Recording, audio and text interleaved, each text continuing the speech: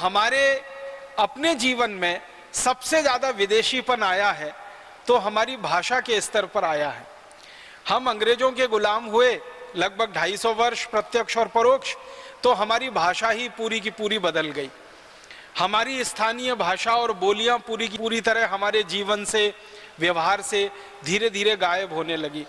आप जानते हैं कि हमारे देश में कोई भी काम करवाने के लिए आप सरकारी दफ्तर में जाएं, सरकार के स्तर पर काम कराएं, न्याय व्यवस्था में काम कराएं, चिकित्सा व्यवस्था के स्तर पर कोई काम कराएं, तो पता चला सब काम अंग्रेजी में होता है।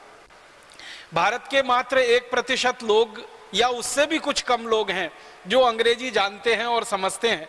बाकी 99% लोगों को अंग्रेजी बिल्कुल समझ में नहीं आती, उनके पल्ले भी नहीं पड़ती। लेकिन काम जो होता है हमारे देश में सरकारी स्तर पर वो ज्यादातर अंग्रेजी में होता है।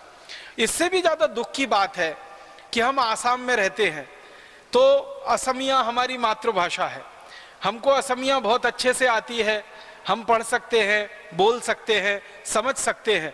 लेकिन आसाम के सरकारी दफ्तरों में जाओ वहां भी अंग्रेजी में काम हो रहा है। आसाम के न्यायालयों में जाओ तो वहां भी अंग्रेजी में काम हो रहा है। आसाम के किसी विद्यालय में जाओ, विश्वविद्यालय में जाओ या किसी कॉलेज में जाओ, वहां भी अंग्रेजी में काम हो रहा है। इसी तरह हम नागालैंड के हैं, मिजोरम के हैं, मणिपुर के हैं, त्रिपुरा के हैं या किसी भी ऐसे प्रांत के हैं जहां की मातृभाषा अंग्रेजी से अलग है, तो वहां के सभी काम मातृभाषाओं में आसानी से किए जा सकते हैं और उनका संपादन करके आम आदमी को उससे जोड़ा जा सकता है। लेकिन वो नहीं हो रहा है हमारे देश में। हर जगह नीचे से ऊपर तक, साधारण से विद्यार्थियों के प्राथमिक स्कूल से लेकर, प्राइमरी स्कूल से लेकर उच्च शिक्षा के अंतिम विश्वविद्यालय तक हर जगह अंग्रेजी का बोलबाला, प्राथमिक कार्यालय से लेकर मुख्यमंत्री के कार्यालय तक अंग्रेजी का बोलबाला, और उसके भी ऊपर जाएं प्रधानमंत्री के कार्यालय तक अंग्रेजी का बोलबाला, प्राथमिक स्तर की अदालत से लेकर उच्चतम न्यायालय तक जाएं तो अंग्रेजी का बोलबाला, प्राथमिक स्तर के किसी स्वास्थ्य चिकित्सा केंद्र से लेकर और भारत के सबसे बड़े हॉस्पिटल ऑल इंडिया इंस्टीट्यूट तक जाएं तो अंग्रेजी का बोलबाला। माने अंग्रेजी हमारे देश के हर स्तर पर, हर व्यवस्था में इतनी हावी है कि हमारी मातृभाषाएं और हमारी स्थानीय बोलियां धीरे धीरे हमारे देश के चलन से बाहर हो रही हैं। और इसके लिए सबसे बड़ी जिम्मेदारी अगर अभी तक कोई है, किसी की है, तो वो हमारे अंग्रेजी शासन व्यवस्था की है जो 250 साल हमारे ऊपर लदी रही। हमारे जीवन में सबसे ज्यादा परायापन, सबसे ज्यादा विदेशीपन जहां आ गया है वो हमारी भाषा के स्तर पर आ गया है।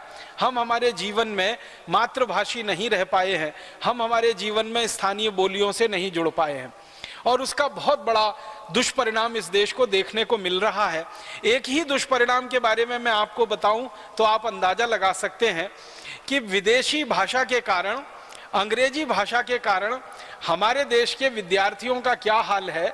सरकार के आंकड़े बताते हैं कि प्राथमिक स्तर पर इस देश में 18 करोड़ विद्यार्थी पढ़ने के लिए जब भर्ती होते हैं तो अंतिम स्तर तक, जिसको हम उच्चतम शिक्षा कहते हैं, वो इंजीनियरिंग की हो सकती है, मेडिकल की हो सकती है, प्रोफेशनल कोई दूसरी शिक्षा हो सकती है, मैनेजमेंट की हो सकती है, तो पहली कक्षा में अगर 18 करोड़ विद्यार्थी भर्ती होते हैं पूरे देश में, तो अंतिम कक्षा में पढ़कर पास होने वाले सिर्फ 1 करोड़ होते हैं।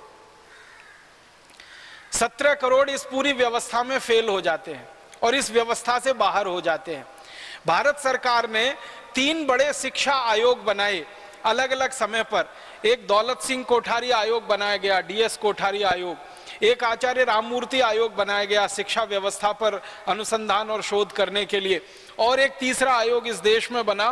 तीनों आयोग एक ही बात कहते हैं, वो ये कि भारत में अगर अंग्रेजी माध्यम की भाषा नहीं हो, अंग्रेजी में शिक्षा व्यवस्था ना हो, स्थानीय भाषा और मातृभाषा में शिक्षा व्यवस्था हो सारे भारत में, तो ये 18 करोड़ विद्यार्थी जो पढ़ने के लिए भर्ती होते हैं प्राथमिक स्तर पर, ये सारे के सारे पास हो सकते हैं उच्चतम स्तर तक। 18 करोड़ विद्यार्थी ही पास होकर निकल सकते हैं अगर इन सबको शिक्षा इनकी मातृभाषा में दे दी जाए तो।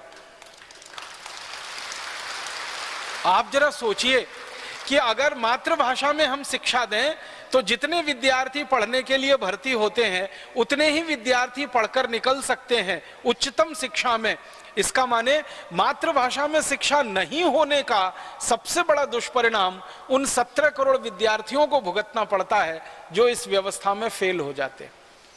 आपको सुन के हैरानी होगी, इनमें आधे से ज्यादा विद्यार्थी हैं, करीब 8 साढ़े 8 करोड़, जो पूरी तरह से शिक्षा व्यवस्था के बाहर ही चले जाते हैं। वो दूसरी में, तीसरी में, चौथी में, 5वीं कक्षा में भर्ती नहीं हो पाते, छोड़ते चले जाते हैं और छोड़ने की दर उनकी बढ़ती चली जाती है। और बचे हुए कुछ 8 साढ़े 8 करोड़ विद्यार्थी हैं जो हमेशा के लिए फेल ही हो जाते हैं। ये हमारे भारत सरकार के द्वारा बनाए गए आयोगों की रिपोर्ट में बहुत साफ साफ लिखा हुआ है। तो इस अंग्रेजी भाषा के कारण, इस विदेशी भाषा के कारण 17 करोड़ विद्यार्थियों को अपना जीवन अंधकार में डालना पड़ता हो, इतना बड़ा दुष्परिणाम जो किसी देश की शिक्षा व्यवस्था पे आ रहा हो तो वो अंग्रेजी भाषा के कारण है। आप अगर इसको प्रतिशत में निकालेंगे तो ये प्रतिशत बहुत बड़ा प्रतिशत निकलता है। अगर आप इसको ऐसे समझने की कोशिश करें कि 18 करोड़ विद्यार्थियों में से 1 करोड़ 80 लाख विद्यार्थी अगर पास हो रहे हैं तो 10% पास हो रहे हैं, और अगर 1 करोड़ पास हो रहे हैं तो वो लगभग 5% के बराबर है। माने हमारी शिक्षा व्यवस्था में 95% विद्यार्थी हमेशा के लिए बाहर हो रहे हैं या फेल हो रहे हैं या पूरी व्यवस्था से बाहर हो रहे हैं। तो ये दुष्परिणाम एक और एक कारण से है, और वो है विदेशी भाषा, पराई भाषा, अंग्रेजी भाषा।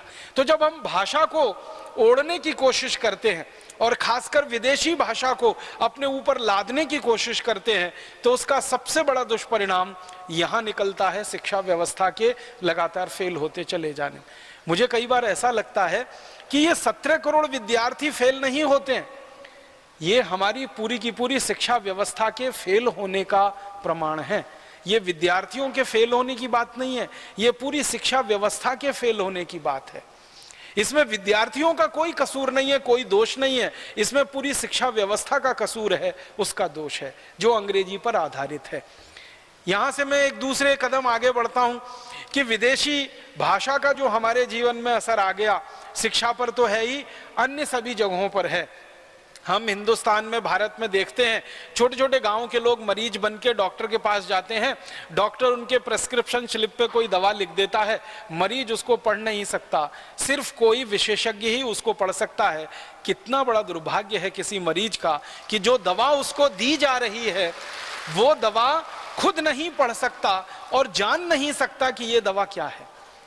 वो पर्ची लेके चला जाता है, किसी केमिस्ट के पास जाता है, ड्रगिस्ट के पास जाता है, केमिस्ट और ड्रगिस्ट उसको वो दवा निकाल के दे देता है। फिर अगर वो केमिस्ट और ड्रगिस्ट से ये पूछना शुरू करे कि भाई साहब या बहन जी, ये दवा मैं खा तो रहा हूं, इसका कोई दुष्परिणाम हो सकता है क्या मेरे शरीर पर, तो वो बताएगा नहीं पहले तो, और अगर जबरदस्ती आप करेंगे तो ऐसे शब्दों में बताएगा जिनको आप जिंदगी में कभी समझ ही ना सकें कि क्या उसका दुष्परिणाम होने वाला है। वो सीधी सीधी मातृभाषा में या किसी स्थानीय बोली में आपको समझा सके, ये उसके बस के बाहर की बात है। और डॉक्टर से भी आप कहें कि डॉक्टर साहब ये दवा आपने जो लिख दी है ये मैं खाऊंगा तो सही, लेकिन इसका मेरे शरीर पर क्या दुष्परिणाम है, तो डॉक्टर भी कुछ ऐसी भाषा में लिख कर दे देगा। उसको समझने के लिए आप किसी और डॉक्टर के पास जाइए, फिर वो कुछ ऐसी भाषा लिख देगा, उसको समझने के लिए किसी और विशेषज्ञ के पास जाइए। माने आपको समझ में ही नहीं आएगा कि जो दवा आप खा रहे हैं उसका दुष्परिणाम क्या है। दवा का नाम नहीं पढ़ सकते, उसके दुष्परिणाम नहीं जान सकते। और अगर उस दवा के बारे में कुछ छपा हुआ परिपत्र आपने ले लिया, लिटरेचर आपने ले लिया, कुछ साहित्य आपको मिल गया, तो वो भी पूरी तरह से अंग्रेजी भाषा में होगा। उसको आप पढ़वाने के लिए किसी और विशेषज्ञ की मदद लेंगे, तब जाकर कोई थोड़ी बात आपके समझ में आएगी। माने मेरा मूल अधिकार है, ये संविधान प्रदत्त अधिकार है कि मुझे जो चीज दी जा रही है उसके बारे में सब कुछ जानना समझना, लेकिन मेरे मूल अधिकार से मुझे वंचित किया गया क्योंकि दवाओं के नाम सिर्फ अंग्रेजी और अंग्रेजी में होते हैं। क्यों नहीं आसाम में बिकने वाली दवाओं के नाम असमिया में होने चाहिए? क्यों नहीं हमारे देश के बंगाल में बिकने वाली दवाओं के नाम बांग्ला में होने चाहिए? क्यों नहीं हमारे यहाँ हिंदी क्षेत्र में बिकने वाली दवाओं के नाम हिंदी में होने चाहिए? क्यों नहीं महाराष्ट्र में बिकने वाली दवाओं के नाम मराठी में होने चाहिए? क्यों नहीं हमारे देश में गुजरात में गुजराती दवाएं बिकें? हमारे देश की जो 22-23 भाषाएं जो संविधान ने जिनको मान्यता दे रखी है, सभी दवाओं के नाम उस पर हो सकते हैं और लिखे जाने चाहिए, लेकिन नहीं हो रहा है। हम विदेशी भाषा में इतने दबे हुए। इसी तरह से राष्ट्रभाषा में तो हो ही सकता है, हिंदी में तो हो ही सकता है। कम से कम भारत में 84 करोड़ लोग हैं जो हिंदी को जानते हैं और समझते हैं। हिंदी पढ़ने वालों की संख्या तो थोड़ी कम है, लेकिन जानने और समझने वालों की संख्या तो 84 करोड़ से ज्यादा है, 85 करोड़ से भी ज्यादा है। उसमें तो हो ही सकता है, लेकिन वो अभी तक आजादी के 63 साल में भी हम नहीं कर पाए हैं। और सरकार ने नियम बना रखा है कि आप प्रिस्क्रिप्शन लिखें अंग्रेजी में, दवाओं के नाम लिखें अंग्रेजी में, दवाओं के नाम छपे अंग्रेजी में, कोई दवा खरीदे तो वो अंग्रेजी में, हर चीज अंग्रेजी अंग्रेजी अंग्रेजी। जिसको 1% लोग जानते समझते नहीं, उस भाषा में सबको दवाएं देना, मुझे लगता है कि उनको मौत के मुंह में धकेलने जैसा है, उनकी जिंदगी के साथ खिलवाड़ करने जैसा है, उनके जीवन को खत्म करने के जैसा है। दुनिया के किसी देश में ऐसा देखने को नहीं मिलता है। आप रूस में जाएंगे, सब दवाएं रशियन में लिखी मिलेंगी। आप जर्मनी में जाएंगे, सब दवाओं को जर्मन में लिखा जाएगा, नाम और उनके साइड इफेक्ट्स वगैरह। फ्रांस में जाएंगे, फ्रेंच में लिखा जाएगा। जापान में जाएंगे, जापानीज में लिखा जाएगा। चीन में जाएंगे, चाइनीज में लिखा जाएगा। ये अद्भुत एक देश भारत है दुनिया का, जहां 1% से कम लोग अंग्रेजी समझते हैं और सब दवाओं के बारे में जानकारी अंग्रेजी में दी जाती है। इसी तरह से और एक उदाहरण दूं भाषा के स्तर पर हमारी गुलामी का, कि अगर मान लीजिए मेरे ऊपर कोई अन्याय हुआ, आपके ऊपर कोई अन्याय हुआ, आप अदालत में जाना चाहते हैं, आप वकील करना चाहते हैं और अदालत में अपनी बात कहना चाहते हैं, तो आप अपनी बात को पहले असमिया में, बांग्ला में या किसी और मातृभाषा में वकील को समझाइए, फिर वकील उसी भाषा को भाषांतरित करके अंग्रेजी में जज को समझाएगा, फिर जज अंग्रेजी में उसी बात को वकील को समझाएगा, फिर वकील उसी बात को असमिया में या बांग्ला में भाषांतर करके आपको समझाएगा। क्या सत्यानाश कर रहे हैं पूरी व्यवस्था का, कितना समय खराब कर रहे हैं, कितनी शक्ति बर्बाद कर रहे हैं। अगर ये अंग्रेजी नहीं होती तो मैं मेरे अन्याय की कहानी हमारे न्यायाधीश महोदय को सीधे असमिया में, बांग्ला में या किसी स्थानीय भाषा में कह देता और न्यायाधीश सीधे स्थानीय भाषा में न्याय सुना देता। मेरे और न्यायाधीश के बीच में किसी तीसरे आदमी को आने की कोई जरूरत नहीं पड़ती, अगर मातृभाषा में ये सारा काम हो रहा होता। लेकिन चूंकि ये मातृभाषा में नहीं है, इसलिए हमको एक तीसरा व्यक्ति पकड़ना पड़ता है जो विशेषज्ञ हो, जो मेरी बात न्यायाधीश को समझाए और न्यायाधीश की बात मुझको समझाए। मैं पैसा खर्च करूं मेरे न्याय के लिए और न्याय मिले मुझे विदेशी भाषा में, इससे ज्यादा शर्म और अपमान की कोई दूसरी बात नहीं हो सकती। और एक उदाहरण दूं आपको, हमारे देश के करोड़ों माता पिता अंग्रेजी नहीं जानते हैं, लेकिन जब अपने बच्चों को भर्ती कराने के लिए किसी स्कूल में जाते हैं, कॉन्वेंट स्कूल में जाते हैं, पब्लिक स्कूल में जाते हैं, तो सबसे पहले माता पिता को एक ही सवाल किया जाता है, आपको अंग्रेजी आती है? अगर किसी बच्चे के माता पिता को अंग्रेजी नहीं आती है तो बहुत बेदर्दी के साथ और बेशर्मी के साथ पब्लिक स्कूल और कॉन्वेंट स्कूल वाले कह देते हैं, जाइए आपके बेटे या बेटी का एडमिशन यहां नहीं हो सकता, आप किसी और दूसरे भाषा के स्कूल में चले जाइए। हमारा संविधान ये कहता है कि हर व्यक्ति को बराबर का अधिकार है इस देश में, शिक्षा का, रोजगार का, चिकित्सा का, स्वास्थ्य का, हर तरह का अधिकार हमारा सबका बराबर है। लेकिन अंग्रेजी आने न आने से किसी का अधिकार बड़ा हो जाता है और किसी का अधिकार बिल्कुल खत्म हो जाता है। जो माँ बाप करोड़ों करोड़ों अंग्रेजी नहीं जानते, उनके बच्चों को सिर्फ दाखिला इसलिए नहीं मिल पाता कि उनके माता पिता को अंग्रेजी नहीं आती है, भले ही उनके बच्चे कितने ही होशियार हों। और फिर इन स्कूलों में तर्क दिया जाता है कि अगर आपके बच्चे को हम भर्ती कर लेंगे और उनका एडमिशन हो जाएगा, हम होमवर्क देंगे, फिर कैसे कराएंगे आप अपने बच्चों को?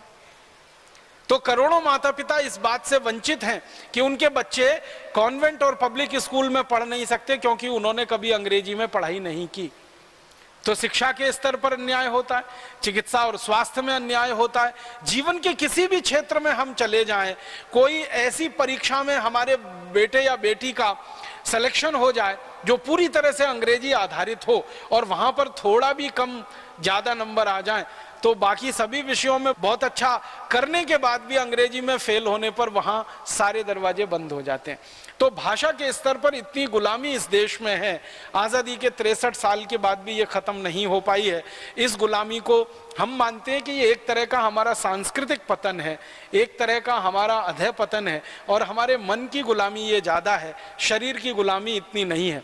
अंग्रेज जब तक थे 15 अगस्त 1947 तक, तब तक तो हमारे शरीर की गुलामी थी, लेकिन अंग्रेज जब चले गए 15 अगस्त 1947 के बाद तो ये मन की गुलामी ज्यादा हो गई है। शरीर से हम आजाद हैं, शरीर से हम स्वतंत्र हैं, लेकिन मन के ऊपर अंग्रेजी भाषा का पूरी तरह से दखल है, हमारी आत्मा के ऊपर अंग्रेजी भाषा का पूरी तरह से दखल है। हमारा मन गुलाम है, हमारी आत्मा गुलाम है एक विदेशी भाषा की, और इस गुलामी को आज नहीं तो कल खत्म करना ही पड़ेगा। हर बार एक ही बात लगती है मुझे कि जिस तरह से अंग्रेजों की गुलामी को हमने, शरीर वाली गुलामी को खत्म किया, एक बड़ा संग्राम इस देश में चलाया, इसी तरह से अंग्रेजी भाषा की हमारी जो मानसिक और आत्मिक गुलामी पैदा हो गई है या हावी हो गई है हमारे ऊपर, इसको भी खत्म करना पड़ेगा।